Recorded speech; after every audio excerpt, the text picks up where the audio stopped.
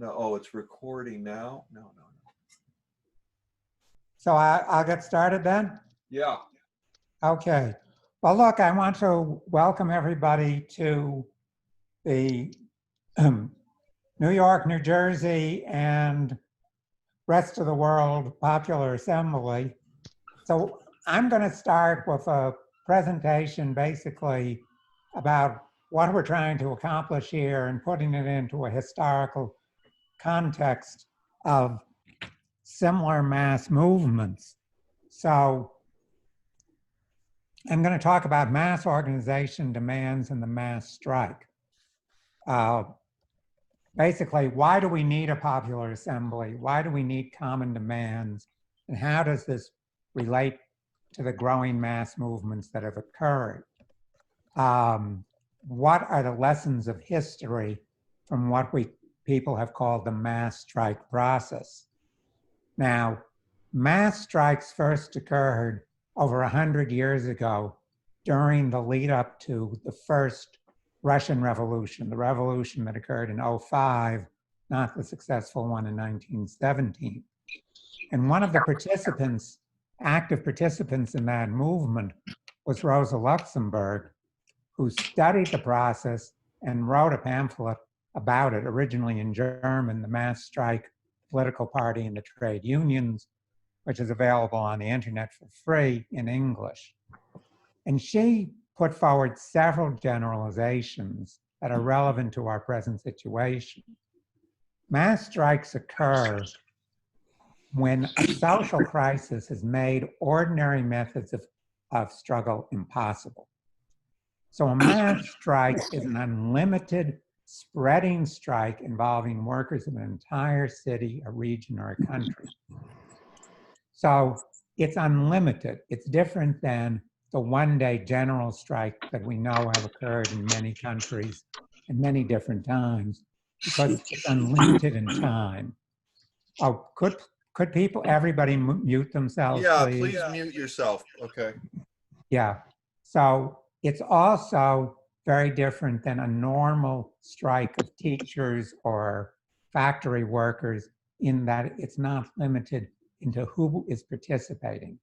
So it's all workers. So it's unlimited both in who is participating and it's unlimited in time. And that growing unlimited nature, unifying more and more workers, is what gives the mass strike its power.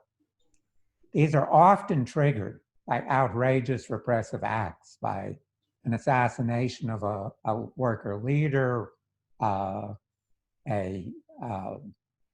massacre of workers, or just as in with George Floyd, some outrageous act that gathers mass attention. Mass strikes, and this is, I'm going to emphasize, very important, combine political and economic demands that are in the interests of the entire class. They unite organized, unionized workers with unorganized workers who also participate. And they create organizations, strike committees, workers' councils, popular assemblies, whatever they're called, which are democratic, delegated organizations that lead the strike. Often at the height of the strike, these organizations often temporarily take over the direction of society. In many cases, the mass strikes lead to concessions in order to tamp down the movement. The key things that arise out of mass strikes are the generation of class consciousness on a mass scale, the consciousness of the unity of the class, and organizations that are capable of running society permanently, capable in a revolution. So they arise out of situations that are potentially revolutionary. So jumping forward, these have occurred in many situations since 2005. And one of the most prominent in the United States was in 1934, in the depth of the Great Depression, in which there were mass strikes simultaneously in San Francisco, Toledo, and Minneapolis. These strikes coming out of much more limited unionization drives led to direct confrontation of organized workers with the state, with the police, that escalated into general strikes of the entire communities. And during these strikes, the police were actually swept from the streets, and the workers briefly assumed control both of the economy, because in a general strike, essential services have to be maintained, and these were maintained by the workers' organizations themselves. And they took over police functions, directing traffic and so on. Now, these strikes did not arise out of nothing. Unemployed councils, organizations of the unemployed, which originated in 1930, paved the way for these mass strikes by organizing Black and white employed and unemployed workers together to demand a massive jobs program, very similar to the demands we'll discuss in the next session. Out of these mass strikes in 34 emerged even stronger organizations. The Workers' Alliance of America, which, although most people haven't heard of it today, at its height organized 1 million people, employed and unemployed together, and the CIO unions, the industrial unions, emerged in 1935 out of the 1934 mass strikes. And that organizing in turn laid the basis for the next stage of the mass strikes, which was in 1936, the sit-down strikes, in which workers, first in Flint at the auto plants and then later throughout the country, organized occupations at their workplace, occupations that physically prevented scabbing and were backed by the power of the mass strikes that made the police scared to come in and clear the buildings. And these sit-down strikes, which involved tens of millions of workers, won huge concessions from their demands for unionization and for a 40-hour work week. Skipping closer to the present, within living memory, at least my living memory, we come to the mass strikes that occurred in the 1960s. In 1968, out of a global worker-student movement, came the largest mass strikes in history in France, where 10 million workers, about half the workforce, occupied their factories. Now, this movement developed very rapidly out of an attack by the government on both workers and students. So at the beginning of May, there were student strikes at Nanterre that spread to the main university, Sorbonne. Demonstrations were met with police repression that led by May 13th to a one-day general strike.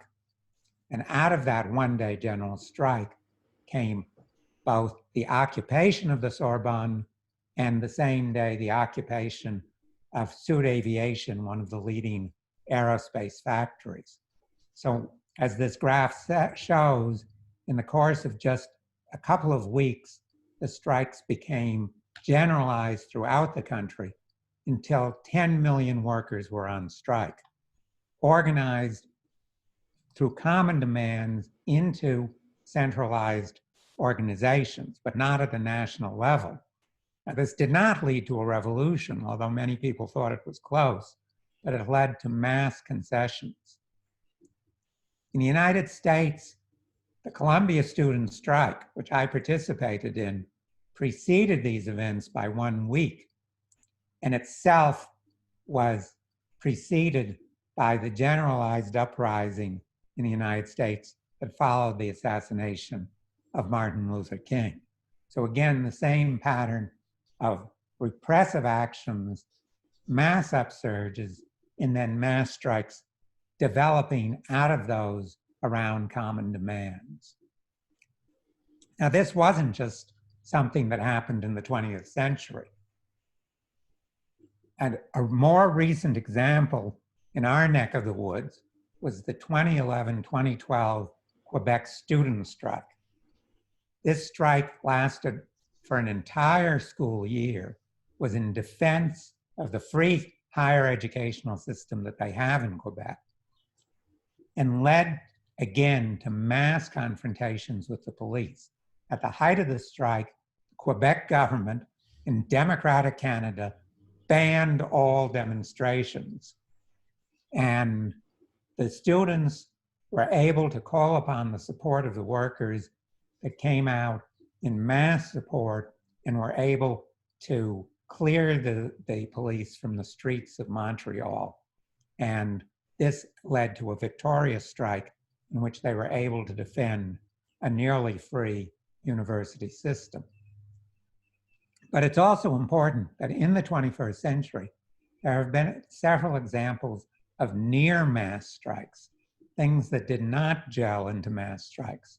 For example, in May Day 2006 in this country, 2 million immigrants simultaneously went out on strike to protest repressive actions that were planned by the United States Congress. But because there was no organization, this movement was unable to sustain itself, and the government was able to come down and in the coming year repress the movement. The 2011 Occupy movement and the Arab Spring, for the most part, also suffered from both a lack of demands and a lack of democratic organization that prevented it from gelling into a mass strike movement. So that brings us to today. We have the objective conditions for mass strike movements developing, because throughout the world, throughout this country, there is an attack on all workers. This attack is obviously developing. The New York Times reported that as of early May, for example, 500,000 people had been laid off from government jobs, not because the government was shut down because of the coronavirus, but because that budget cuts were going to eliminate these jobs. We have a mass movement, matter of fact, more than one mass movement developing in the United States, but at the moment we do not have common demands and we have no common organization. Now, as Luxemburg pointed out a century ago, you can't call a mass strike into existence, but you can lay the basis for a mass strike by organizing around a common interest program, common immediate demands that become so generalized that they become, to the workers, common sense. If that's organized, then smaller mass actions can lead to concessions, to small victories, leading to greater movements as workers develop more self-confidence. Out of such movements, you can organize popular assemblies and strike committees. The popular assemblies that we're trying to organize, we see as the seeds of a broader organization.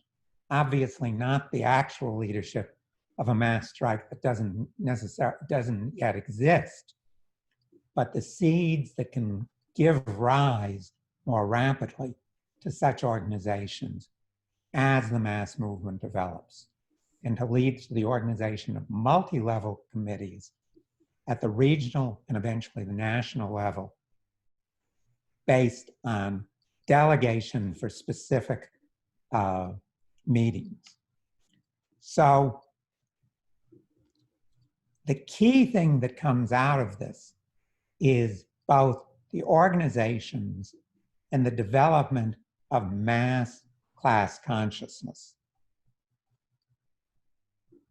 Because the key problem confronting us is, how is consciousness changed on a mass scale? I mean, one of the things that developed out of these horrific videos that have been so widely circulated is, how can people acquire such a horrifying, degraded consciousness coming out of a working class background?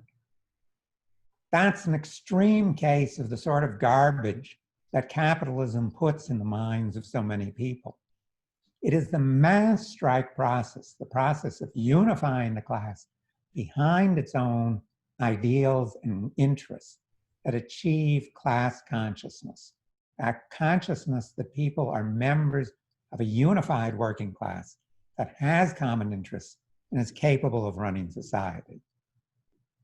50 years ago, as a student at Columbia, I saw that consciousness achieved in a matter of weeks among students who I knew for a fact had, days earlier, had nothing on their minds politically, nothing more than getting grades, graduating, and getting a good job.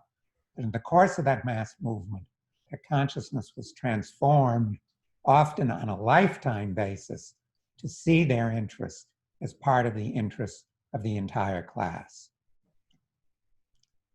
I started this presentation back 100 years ago to go even further back in time.